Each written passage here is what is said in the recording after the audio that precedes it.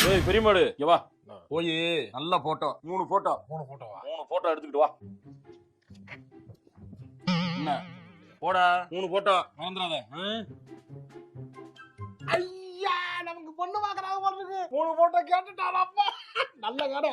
செம்மையா எனக்கு ஒரு பிபி எடுத்தான். அதை எடுத்து கொடுத்துட வேண்டியதான். பார்த்தோனே பிடிச்சிருக்கு. ஐயா